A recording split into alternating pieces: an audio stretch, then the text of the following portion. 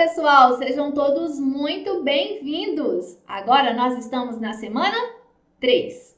Nessa aula nós vamos falar sobre transformação química, ok?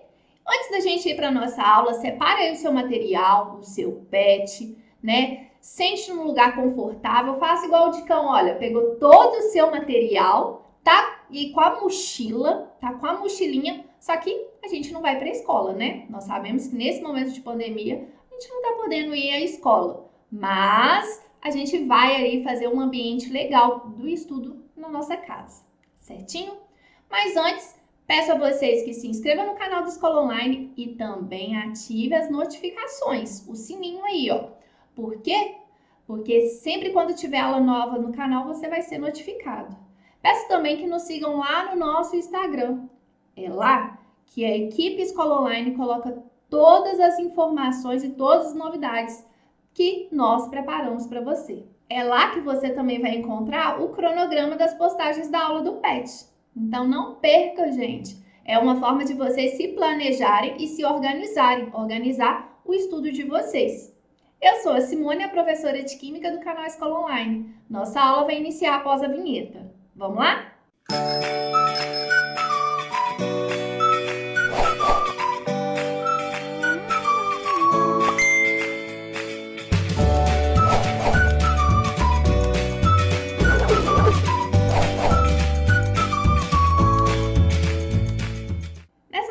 Pessoal, nós vamos falar sobre transformação da matéria.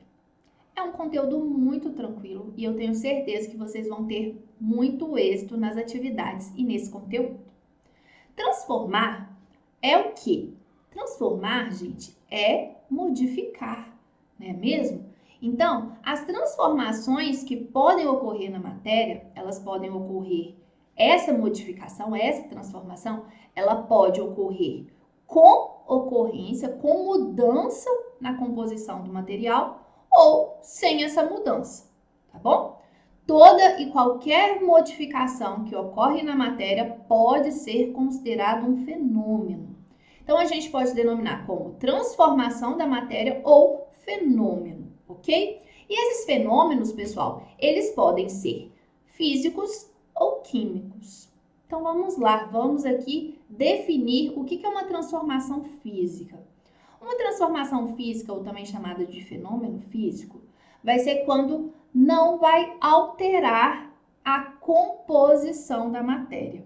Ou seja, no início nós temos um determinado material, né, uma composição, e ao final dessa transformação nós temos ainda a mesma composição, o mesmo material. O que vai estar ali sendo modificado, pessoal, é, por exemplo, o estado físico, o tamanho, a forma. É isso que vai ali ocorrer num fenômeno ou numa transformação física, certinho? Continua sendo o mesmo material, antes da transformação e após a transformação. Já uma transformação química, pessoal, ou também chamado de fenômeno físico, vai ocorrer uma mudança de composição. A organização dos átomos, ela vai ser modificada, vai alterar a estrutura íntima da matéria, ou seja, vai alterar a estrutura molecular e vai se formar substâncias novas, substâncias diferentes do que você tinha inicialmente, ok?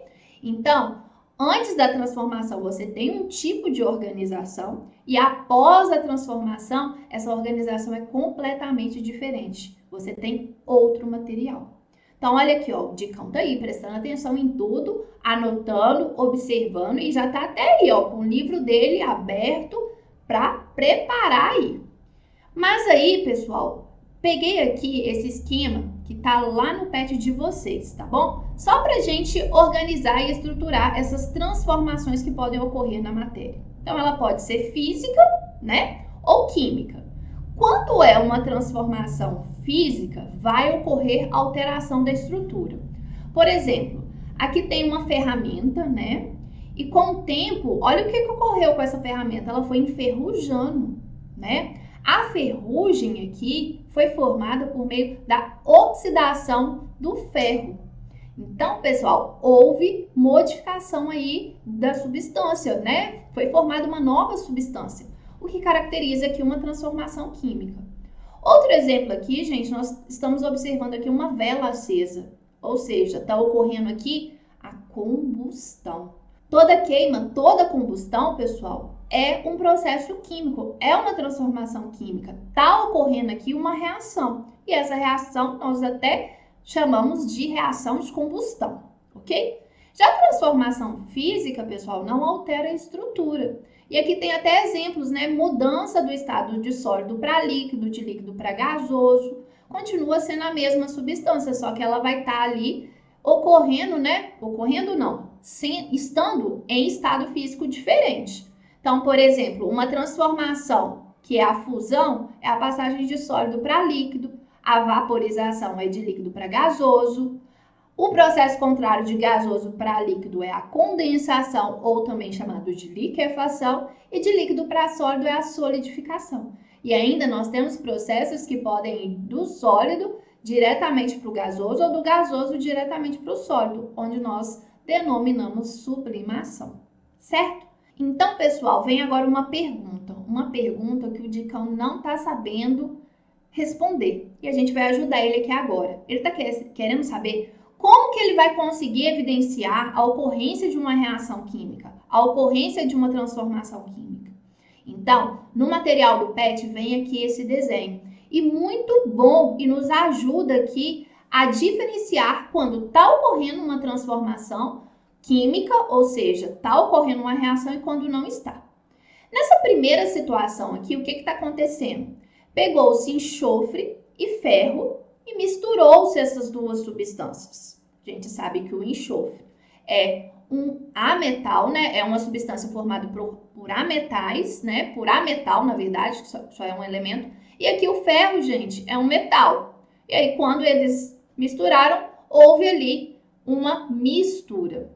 Quando você aproxima o ímã, é possível, gente, pelo fato das propriedades eletromagnéticas que os metais possuem, é possível você atrair o ferro e aí sim separar. Ou seja, nessa situação houve apenas uma mistura. Por um método de separação de mistura, que nós chamamos de imantação ou separação magnética, que é utilizar um ímã, nós podemos assim separar um material de outro.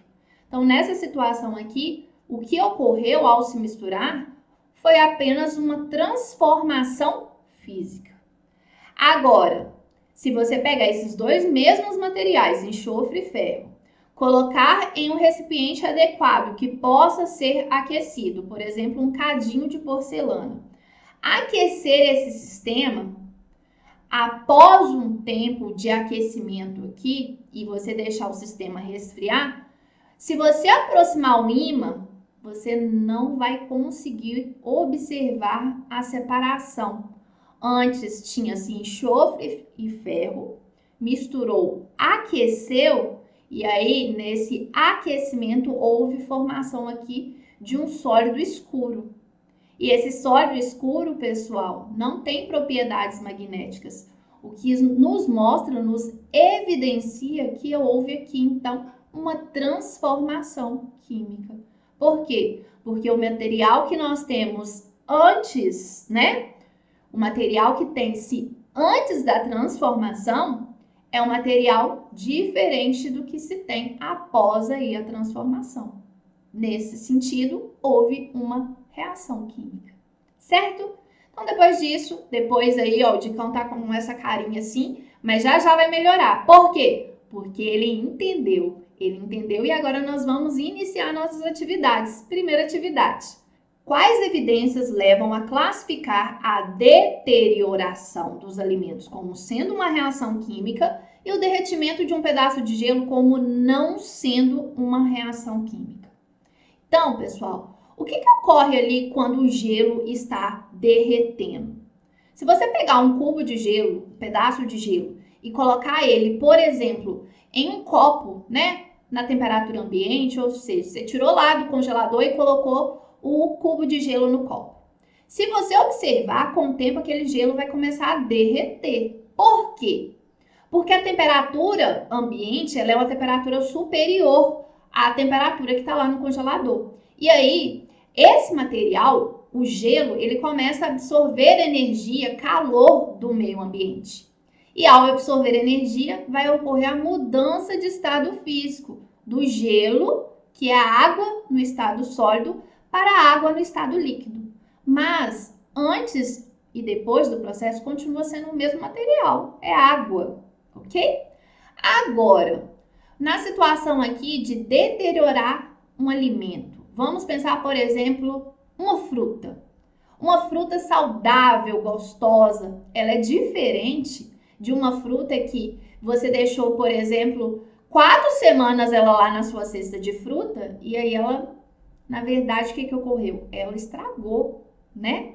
Ela foi, né, no processo de amadurecimento, ela ficou tão madura, teve ação ali de micro-organismos e aí ela começou a estragar.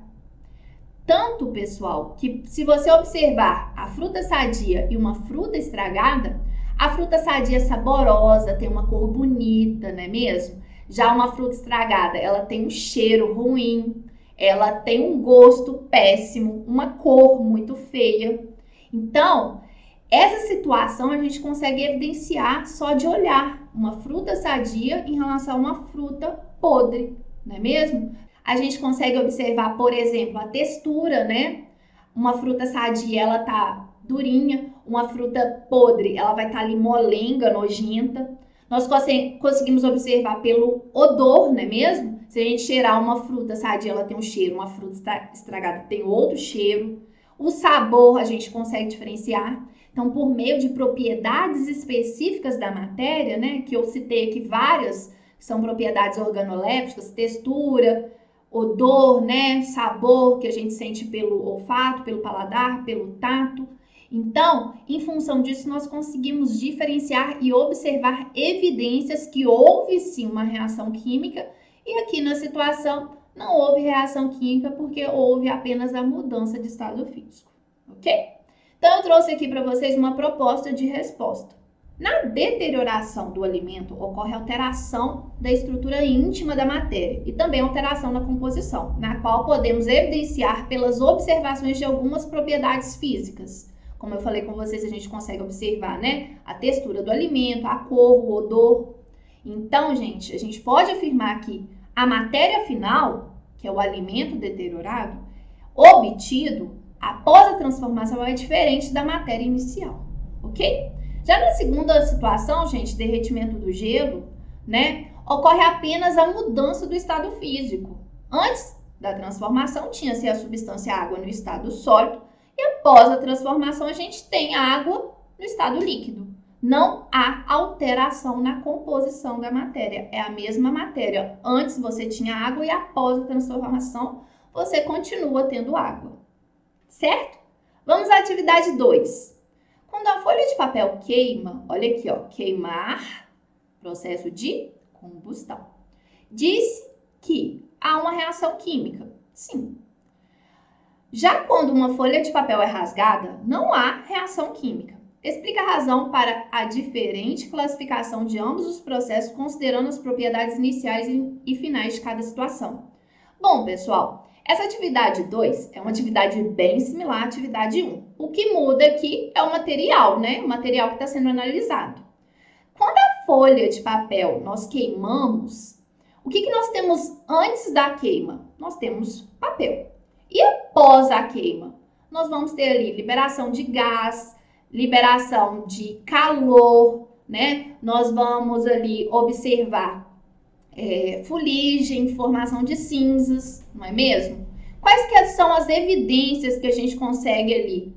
O simples fato do antes você tinha papel e após você tem outro material, isso é uma evidência de ocorrência de reação química. E outra evidência que nós sentimos ali o calor liberado pela reação, porque o processo de queima, né, gente, libera energia. Então, é outra evidência que nós podemos ter em relação a estar ocorrendo ali uma reação química.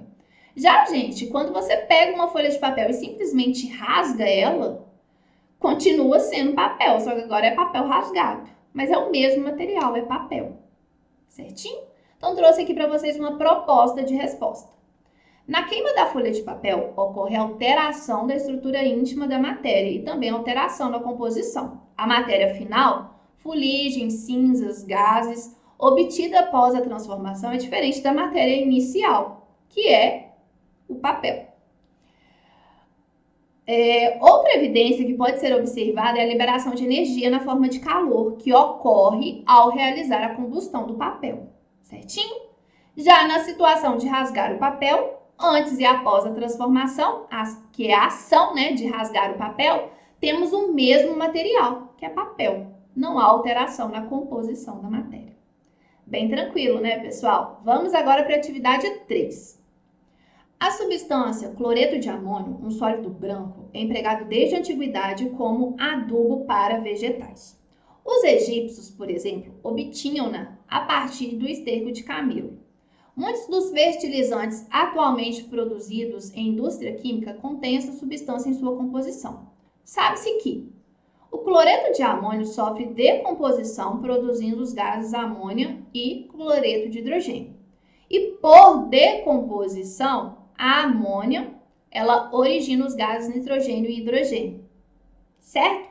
Então aqui, gente, está falando especificamente de uma reação, de uma transformação de decomposição, que aí vai produzir duas outras substâncias. Então, inicialmente você tem cloreto de amônio e após a transformação você vai ter amônia e gás ácido clorídrico, cloreto de hidrogênio. E aqui, gente, é uma outra transformação, que a amônia também ela pode sofrer o processo de decomposição.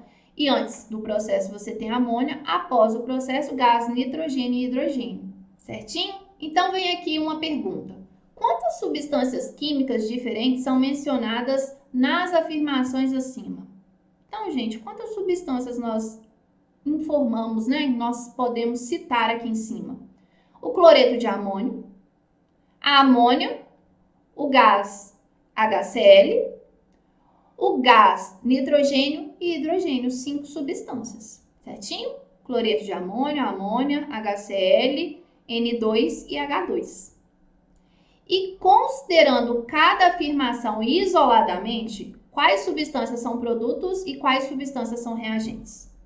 Então, pessoal, reagente é aquela substância que nós temos antes da transformação. E produtos são as substâncias que nós obtemos após a transformação.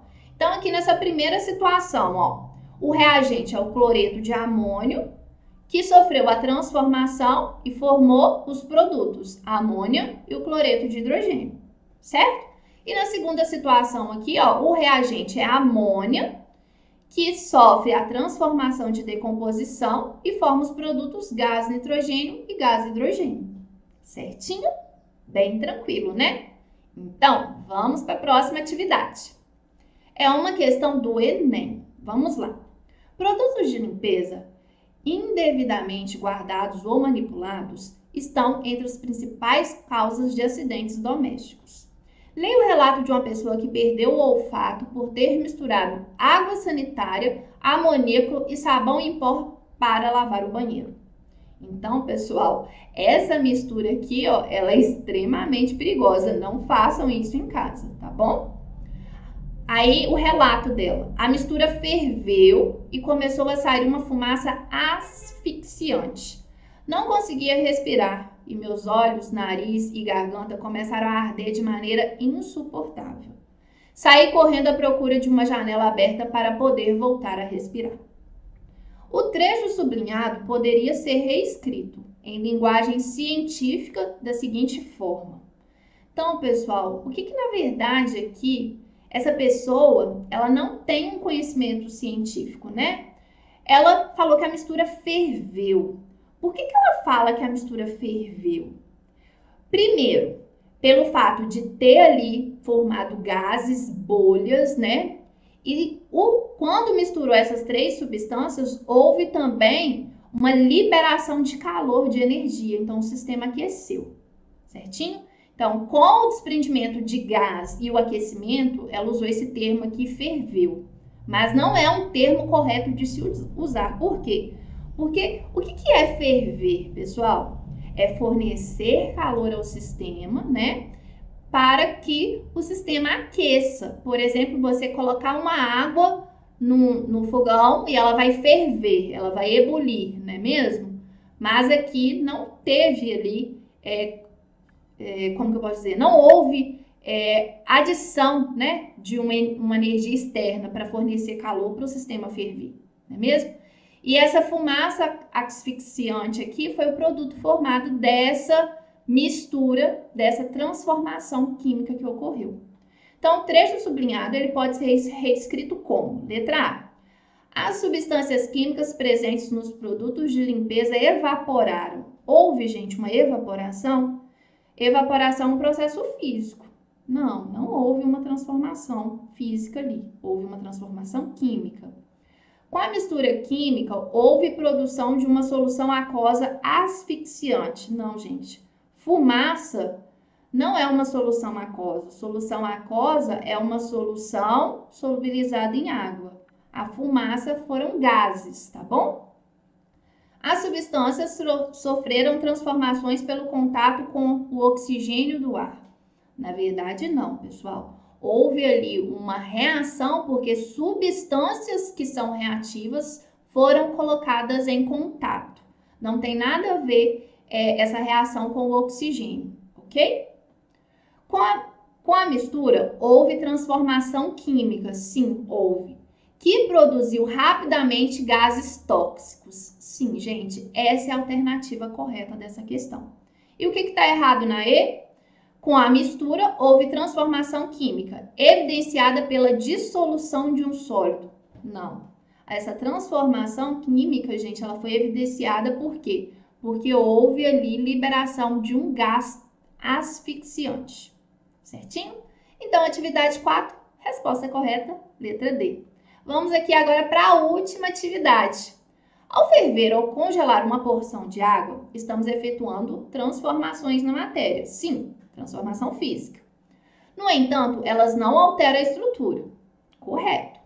Considerando que a água é formada por um átomo de oxigênio ligado a 2 átomos de hidrogênio, assinale a alternativa correta.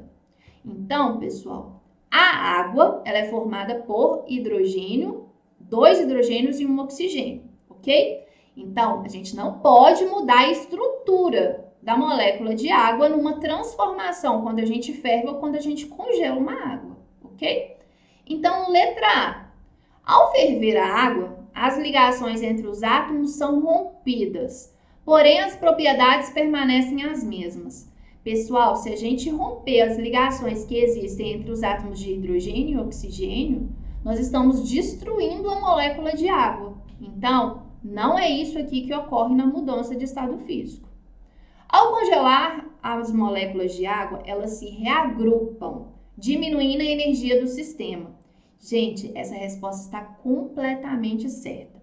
Quando uma substância passa, por exemplo, do estado líquido para o estado sólido, nós estamos ali retirando calor, retirando energia. E aí as moléculas elas passam por uma organização, porque o estado sólido ele é mais organizado, não é mesmo? As moléculas estão muito próximas e aí a gente tem um sistema de baixa energia, certinho? Letra B está completamente correta. Letra C. Ao ferver uma porção de água, os átomos de oxigênio são liberados para a atmosfera. Não. Porque se isso aqui ocorrer, está deixando de ser água, né? Então, se isso aqui ocorrer, está ocorrendo uma transformação química. Ao ferver uma porção de água, os átomos de hidrogênio são liberados para a atmosfera. Mesma situação da C. Não. As mudanças propostas no enunciado são exemplos de transformação química? Não. Transformação que não altera a estrutura é transformação física. E aí, pessoal, letra B é a resposta da atividade 5.